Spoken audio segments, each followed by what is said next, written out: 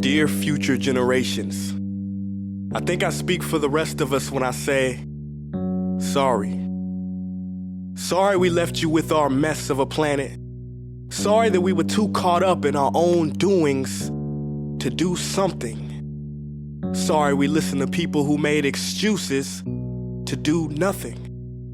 I hope you forgive us. We just didn't realize how special the earth was. Like a marriage gone wrong, we didn't know what we had until it was gone. For example, I'm guessing you probably know it as the Amazon desert, right? Well, believe it or not, it was once called the Amazon rainforest, and there were billions of trees there, all of them gorgeous, and... Oh, you don't know much about trees, do you?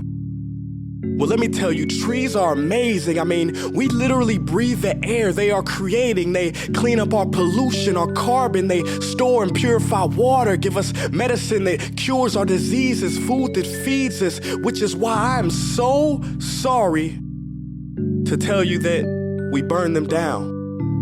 Cut them down with brutal machines, horrific, at a rate of 40 football fields every minute. That's 50% of all the trees in the world gone in the last 100 years. Why? For this. And that wouldn't make me so sad if it weren't so many pictures of leaves on it. You know, when I was a child, I read how the Native Americans had such consideration for the planet that they felt responsible for how they left the land for the next 7 generations. Which brings me great sorrow, because most of us today don't even care about tomorrow. So I'm sorry. I'm sorry that we put profit above people, greed above need, the rule of gold above the golden rule. I'm sorry we use nature as a credit card with no spending limit, overdrafting animals to extinction, stealing your chance to ever see their uniqueness or become friends with them. Sorry we poison the ocean so much that you can't even swim in them.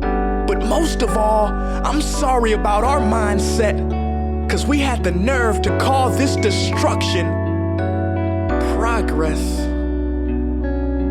Hey Fox News, if you don't think climate change is a threat, I dare you to interview the thousands of homeless people in Bangladesh. See, while you were in your penthouse nestled, their homes were literally washed away beneath their feet due to rising sea levels.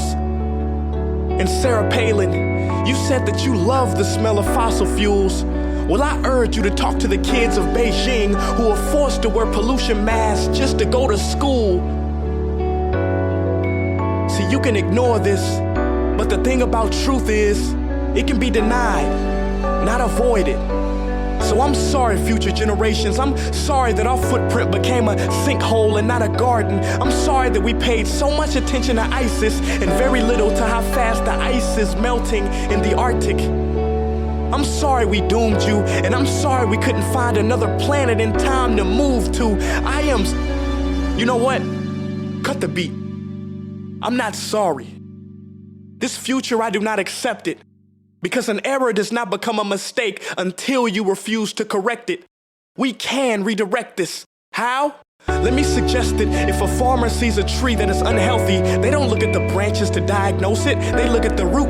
So like that farmer, we must look at the root, and not to the branches of government, not to the politicians run by corporations. We are the root, we are the foundation. This generation, it is up to us to take care of this planet. It is our only home. We must globally warm our hearts and change the climate of our souls and realize that we are not apart from nature, we are a part of nature. And to betray nature is to betray us. To save nature is to save us. Because whatever you're fighting for, racism or poverty, feminism, gay rights, or any type of equality, it won't matter in the least. Because if we don't all work together to save the environment, we will be equally extinct. Sorry.